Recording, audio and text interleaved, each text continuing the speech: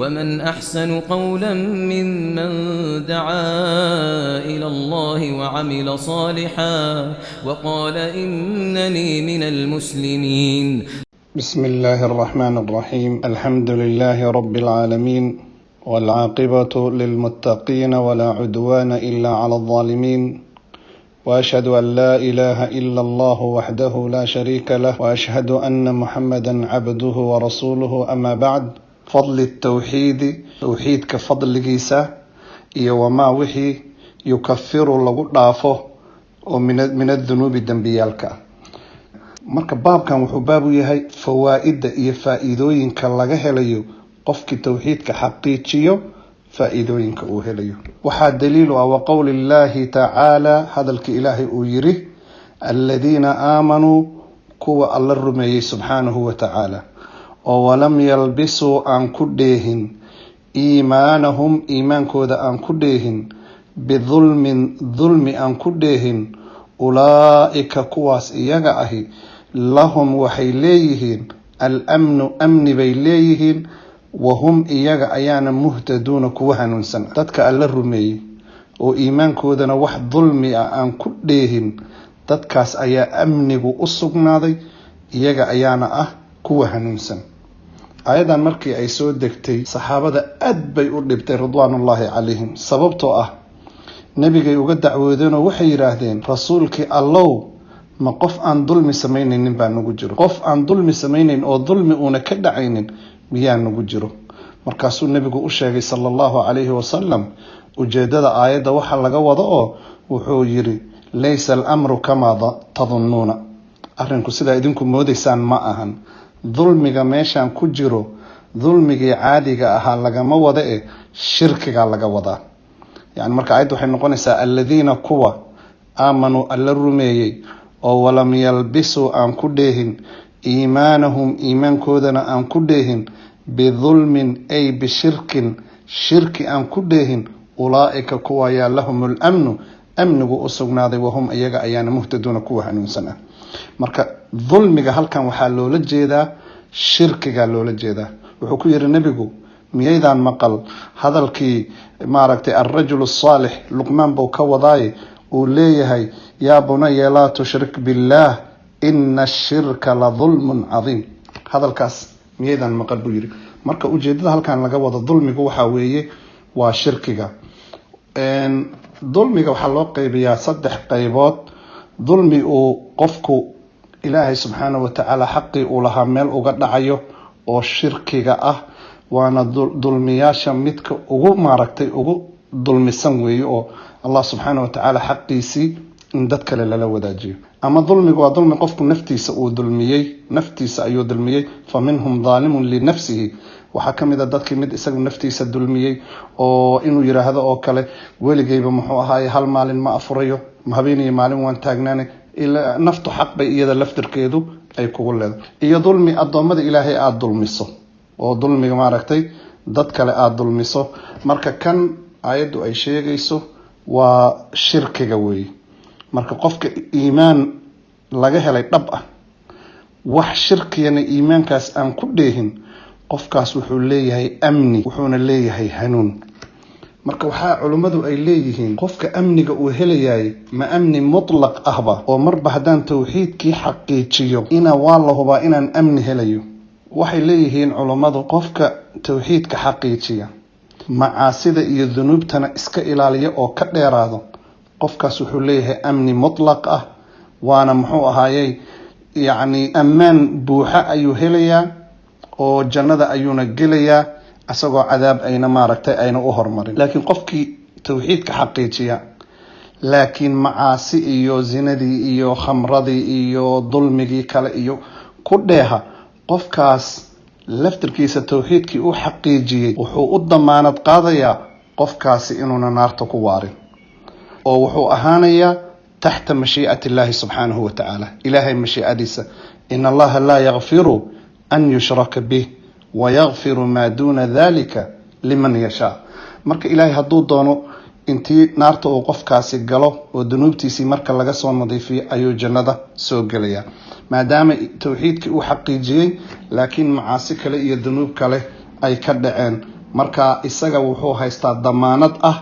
inuuna naarta ku waareynin. qofka tawxiidka xaqiijiya macaasida iyo dunuubta iyo kabaa'irta dhanna ka dheeraada asna wuxuu haystaa damaanad ah inuu jannada galaayo. maaragtay Allah subhanahu wa ta'ala sida uu leeyahay ulaa'ika lahumul amnu amni ayay leeyihiin dadkaas iyaga ah. حديث كلا عن عبادة بن صامت رضي الله عنه قال رسول الله صلى الله عليه وسلم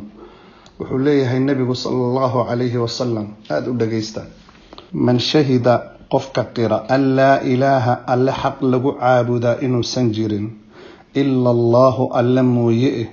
وحده كلجيس لا شريك له عد وحلو ذاك أو شركا لا أنا أي سنجرين وأن محمدا نبي محمدنا يا من شهد كل قد عطفين وأن محمدا نبي محمدنا عبده أدون كيسي أويهي ورسوله رسول كيسين أويهي وأن عيسى نبي الله عيسى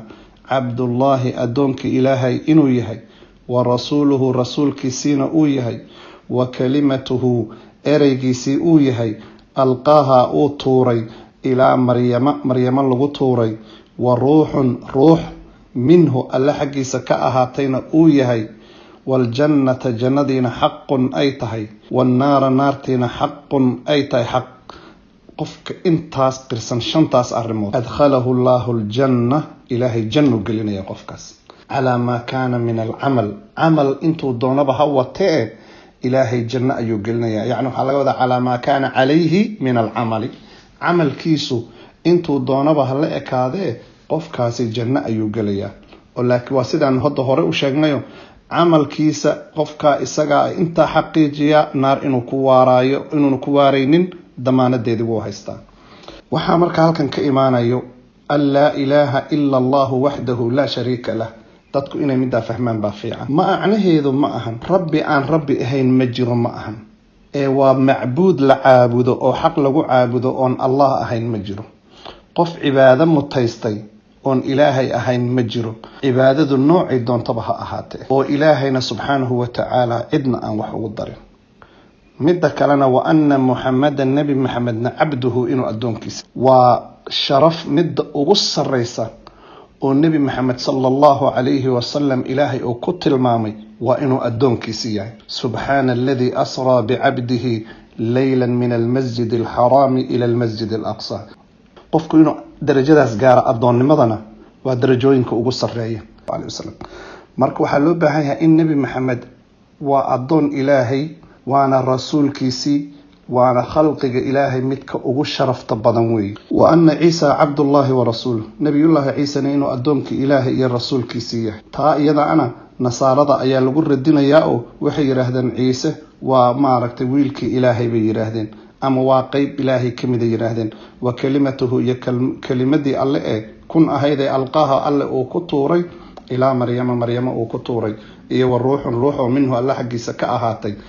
iyadana qodobka isaga aan waa qodob muhiim ah waxa lagu radinayaa wa qawluhu minhudaas ayaa waxa ku dhumay nasaarada. waxay u maleeyeen maaragtay inuu qayb ilaahay kamid yahay maxaa yeelay min oo xarfu jarrigaas ah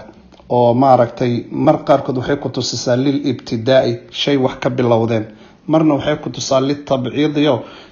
qayb shaygaas kamid ay ku tusaa. iyagu marka waxay u qaateen qayb inuu yahay qayb kamid ilaahay inuu yahay. sidaasna ma ahane lil ibtidaa'i kaliya weey. markuu alla leeyahay wasakhara lakum ma fi as-samawati wa ma fi al-ardi jami'an minhu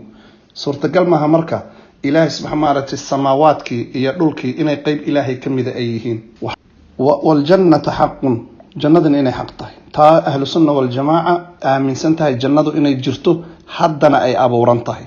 حد سعدنا الجوجو أي أبوران تاي والنار حق النار تنسيد عصوكالك أي حد أبوران تاي وإجرتو أدلة فربنا أرنتا أي كنتو سنيسو النبي صلى الله عليه وسلم أسأل الصحابة دي سمعين لفردية وحالا مغلي جوك لمغلي وين مركز يروا دقح jahannaba qarkeeda laga tuurayo hadda salkeedii gaaray. marka waxay ku tusinaysaa in naartuna ay abuuran tahay oo wax hadda jira ay tahay.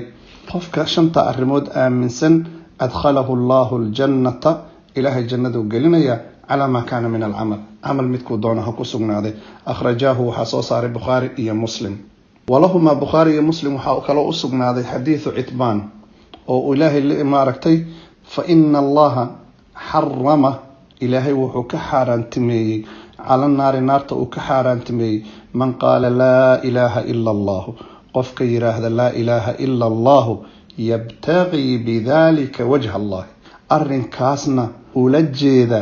على الدرتي يوجه إلهي ولجيدا هل كوحا كبحي منافقين تبا كبحي ما أنت لا إله إلا الله بإليهم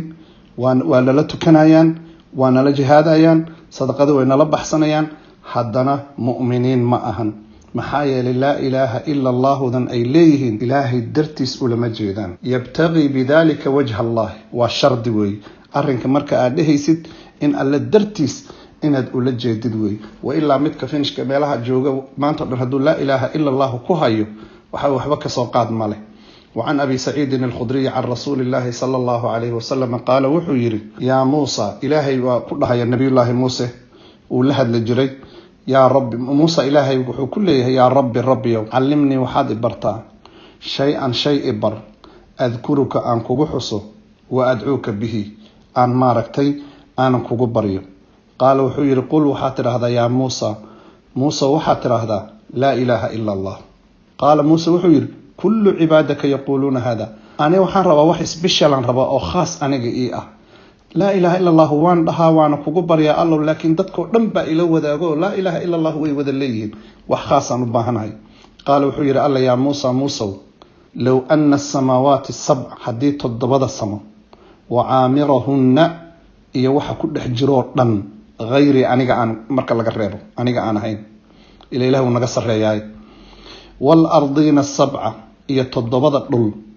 في كفة ميزانك لبديس دنع في كفة ميزانك لبديس دنع لصارو ولا إله إلا الله دنع لصارو في كفة دنك كلا لصارو مالت بهن ويلا إيلتا ويلا قلو عسنتا لا إله إلا الله يعني waxaa laga wadaa todobada samo iyo todobada dhul iyo waxa ku dhex jiro dhan marka alla laga reebo subhanahu wa ta'ala hadii dhinac la saaro la ilaha illa allah dhinac kala la saaro لا إله إلا الله با hoos u dajinayso wixii kale oo dhan oo intii ka soo harto dhanna kor bay u kacaysaa oo yani waxa miisaankeedu weynaanaya la ilaha illa allah aya intaas oo dhan ka weyn oo ka qiimo badan shay yar ma aha marka xadiidkaas dacfi baa ku jiro marka culimadu ma aragtay way daciifiyaan laakiin waxa jiro ahadiis kale fara badan oo arinta ku tusinayso ayaa jiro oo ugu horeeyo xadiisu bitaaqa kulligina awada taqaanin waxaa la keenayaa maalinta qiyaamaha qof 99 daftar oo dambiyaashiisii ah wato 99 buug oo halkii buugba uu la egyahay ishaada intay qabato oo dunuuba ayuu wataa qofkaas wuxuu naftiisa ku xukumay halaag iyo naar inuu galayo markaas Allah subhanahu wa ta'ala wuxuu leeyahay waan aragnaa dunuubtaadii waa tane wax kale oo khayr ma haysataa markaas uu leeyahay waxba ma wati خلاص أنا وين لما تهلك سمي مركز ليها إلهي سبحانه وتعالى ما أنت ظلم مجره لا ظلم اليوم بل وحا هيستا هل أرن أو أتصو حقي جسي بعد هيستا مركز ورقد يرو لا إله كو قرنتهي يا لو ديبيا مركز الله إلهي وحن وبوغاغ ودنبيا لمحي ورقدان يرو لا إله إلا الله كو قرنتهي كتريسا مركز دنبياشي سيور لأن ميسان كدنع بالله ساريا ورقد يريد لا إله إلا الله ندنع بالله ساريا markiiba way doolinaysaa iyada ka miisaan badnaanaysa wixii oo dhan marka qofkaasi wuxuu ahaa waxa soo dunuuba iyo macaasiba hawatee qof tawxiidkii xaqiijiyay oo laa ilaaha illa allah ka run sheegay buu ahaa sida daraadeed bay wixii khaladaada iyo dunuub oo lahaayo dhan ay ka tirtiraysaa oo ka baabi'inaysaa wal-Tirmidhi wa hasanahu an Anas radiyallahu anhu wuxuu leeyahay sami'tu waxaan maqlay rasuulullaahi sallallahu alayhi wasallam yaqulu rasuulka ilaahay oo leh وحديث ماركتي قال الله تعالى إلهي وحير وحديث قصية يا ابن آدم ورأينا آدم حديث كان وحول لم يديهي قف كان قف توحيد كحقي جيوي يا ابن آدم إنا آدم لو أتيتني هداد إيلتمادو بقراب الأرض خطايا دولك مجيسة والدنبيالة هداد إيلتمادو دولك مجيسة والدنبيالة هداد إيلتمادو ثم لقيتني آد إيلكولانتو لا تشرك بي شيئا أظن وحب إلى وذاجن لا أتيتك وانقول إيمانيا biquraabihaa dhulka muggiisa oo maqfiratan dembi dhaaf ah. mar haddaad ii timaado adigoo tawxiidka xaqiijiyey, cibaadada aniga keliya ii gaar yeelay, laa ubaali wixii dembi oo aada la timaado oo dhan waan kuu dhaafayaa buu leeyahay alle subxaanahu watacaala. midda koowaadeen ka faa'iidaysanayno waxaa weeye saacatu fadli illaahi subxaanahu watacaala, ilaahay fadligiisa waasicnimadiisa, ilaahay fadligiisu inuu waasic yahay mar walba, naxariistiisu inay ka hormartay caradiisa, ilaahay subxaanahu watacaala inuuna jeclayn dadka inuu ciqaabo, alla uuna jeclayn maa yafcalu llahu bicadaabikum in shakartum wa aamintum. allah subxaanahu watacaala fadligiisu waa waasic. man jaa bilxasanati falahu 10 amhaal. hal wanaag haddii aad samayso waxaa lagu siinayaa 10 xasanaa lagu siinayaa. mas'alada labaad ee aan ka qaadanayno darsigeenni waxaa weeye kathratu thawaabi tawxiidi cinda allahi, tawxiidka thawaabka iyo abaalmarinta uu ilaahay agtiisa ku leeyahay badnideeda. ka saddexaad takfiiruhu dhaafidda lagu dhaafo lidunuubi dembiyaalka lagu dhaafo, tawxiidka dembiyaasha lagu dhaafo maca thawaabi, abaalmarintii hadda aan soo sheegnay iyadoo jirto yaa haddana wuxuu leeyahay faa'iido kale oo ah in dunuubtana lagu dhaafo. araabicatu midda afraadeen ka faa'iidaysanayno waxaa weeye tafsiiru laayati, aayaddii tafsiirkeeda allatii fii suurati lancaami, suuratu lancaam aayaddii ku jirtay tafsiirkeeda. mas'alada shanaadna waxaa weeyaan ka faa'iidaysanaynaa ta'amulu lkhamsi, 5 arrimood in lagu baraarugo oo loo fiirsado, allawaatii 5 fii xadiidi cubaadata, 5 arrimood oo xadiidka cubaado ku jiray in loo dhug yeesho, loo fiiro yeesho. mas'alada 6aad waa mas'alo muhiim ah, fiican inaa u fahantaan. oo maxay leedahay mas'aladani? annaka adigu idaa jamacta haddaad kulmiso baynahu xadiidka cubaada wa bayna xadiidi citbaan iyo xadiidka citbaan wamaa bacdahu iyo wixii ka dambeeya oo xadiidka anas ah, tabayana laka waxaa kuu caddaanaya macnaa qowli laa ilaaha ila allahu, macnaha laga wadaa kuu caddaanayo. watabayana laka waxaa kaloo kuu caddaanaya khata'u lmaqruuriina, kuwa kadsoomay gafka ay ku jiraanna wuu kuu caddaanayaa. lambar 7 waxaa weeye atanbiihu, baraarujin layna baraarujinayo, lishardi, shardi laynagu baraarujinayo, alladii fii xadiidi citbaan, hal shardi laa ilaaha inay u baahan tahay oo xadiidka citbaan ku jiray, wahuwa kaasna muxuu ahaa yabtagii bidalika wajha allah, alla dartii ula jeeda. halkaa munaafiqiintii baa ku baxay. munaafiqiintu laa ilaaha ila allah way dheheen, laakiin ilaahay dartiis ulama jeedin. sidaasayna muslimiin ku noqon waayeen, mu'miniin ku noqon waayeen, oo ahlu tawxiidka ay uga mid noqon waayeen. athaaminatu mas'alada 8aad waxaa weeye kownul anbiyaai calayhim asalaatu wassalaam, ambiyada ilaahay nabadgeliyo iyo naxariisi korkooda ha ahaatee, yaxtaajuuna inay u baahan yihiin litanbiihi, in lagu baraarujiyo mararka qaarkood calaa fadli laa ilaaha ila allah. nebi muuse muxuu yidhi markuu yidhi ilaahayo waxaad ii bartaa wax aan kugu caabudoon ku ducaysto, waxaa la yidhi laa ilaaha ila allahu dheh. wuxuu yidhi dadkao dhan way yidhaahdaan midaas. markaasaa la yidhi muusew, laa ilaaha ila allahu haddii dhinac la saaro, samaawaadka iyo dhulalka waxa ku jiro o dhan la saarana way ka xoog badanaysaa oo way ka miisaan culus tahay. marka waa la baraarujiyey nabiyullaahi muuse, waxaa lagu baraarujiyey fadliga laa ilaaha illa, fagayruhum min baabi awlaa. nebi muuse dadka ka soo haray oo nebina aan ahayn, saalixna aan ahayn, bashar caadiga iska ah ayaa ka habboon in la baraarujiyo oo tawxiidka lagu baraarujiyo, oo har iyo habeen lala kor taagnaado, oo har iyo habeen la yidhaahdo alle keliya caabuda, ka hara waxyaalahan kale.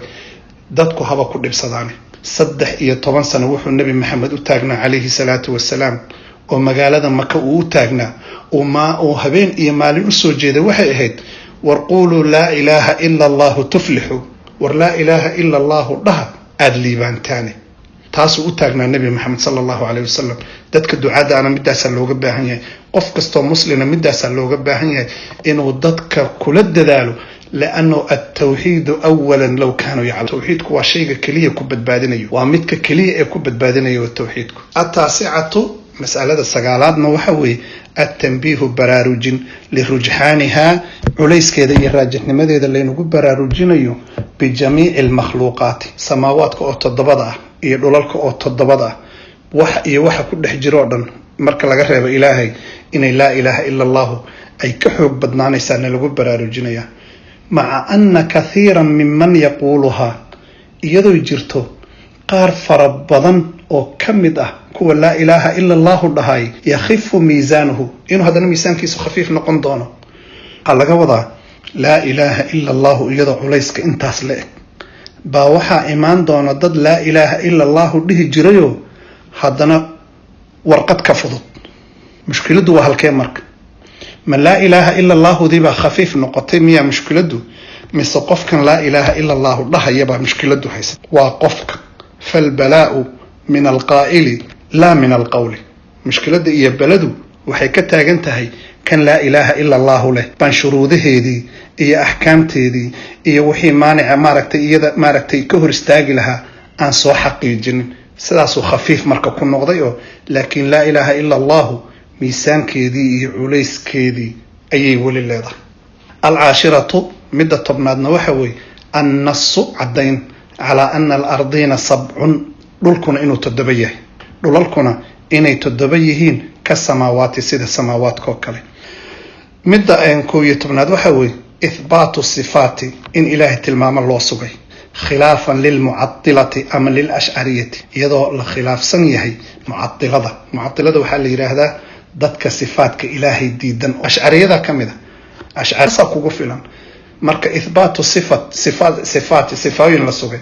صدح صفات الله سوغي هذا حديثي أين صور دافني يبتغي بذلك وجه الله وجب الله شيء إن الله سبحانه وتعالى وجه لي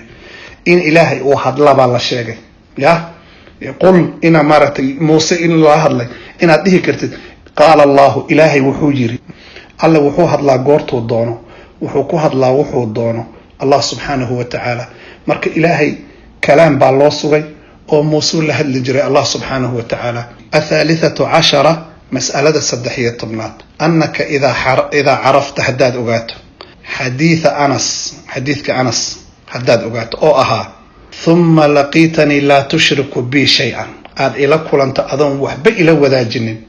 عرفت وحاد أغانيسا أن قوله في حديث عتبان حديثك عتبان إيها في أن الله حرم على النار من قال لا إله إلا الله يبتغي بذلك وجه الله حديثك كلا عتبان أو اسم لها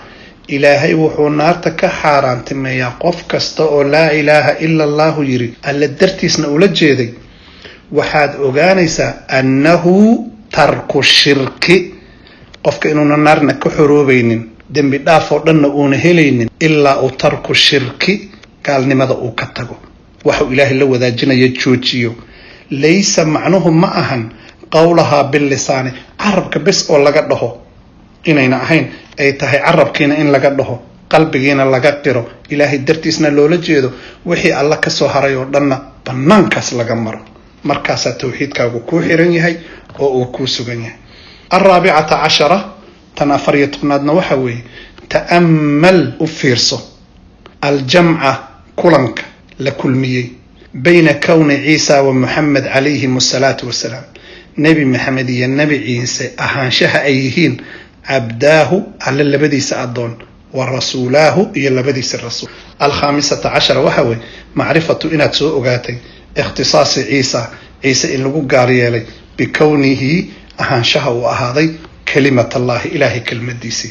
سيدابو عيسى كو أهاضي كلمة دي إلهي إيو أنت اللبات راعيه ويسكولو يهين إيو مد اللحية تمنادوه معرفة أغانشاء سوء قاتي كونه عيسى إنه يهي روح ومنه ألا حقيسة كأهاتي الله سبحانه وتعالى مركو آذن أبوري انت آذن كفر عامد دونتو دن أرواح دي وحوكو أبوري دبركيسة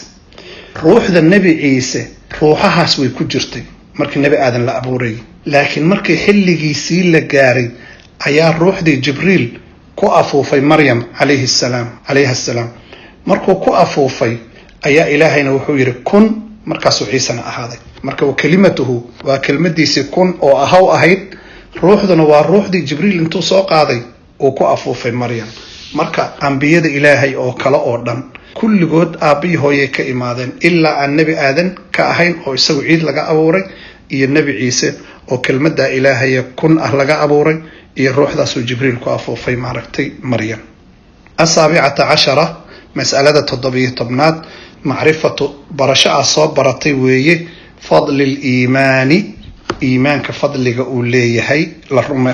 rumeeyo biljannati jannada iyo wanaari naarta la rumeeyo. 18 midda 18aad waxa weeye macnaa qawlihi ina soo baratay macnaha hadalka uu nabigu yiri calayhi salaatu wasalaam calaa maa kaana min alcamal qofku hadduu tawxiidka xaqiijiyo in jannada uu gelayo camalkiisa haba yaraadaan wax camal fiican ma wato laakiin camalkiisaas wuxuu wataa tawxiidkii ilaahay buu soo xaqiijiyay marka camal kasta uu wato in ilaahay subxaanahu wa tacaala uu jannada si toos u gelinayo ama uu naarta uusan qofkaasi uuna ku waarin. 19 midda 19aad macrifatu ogaansho aan soo ogaanay ana almiisaana lahu kafataani in miisaanka laba kafood uu leeyahay. 20 mas'alada u dambaysana waxaa weeye macrifatu inaad soo ogaatay dhikri lwajhi in alle wajhi loo sifeeyey oo la yiri yabtagii bidalika wajha allah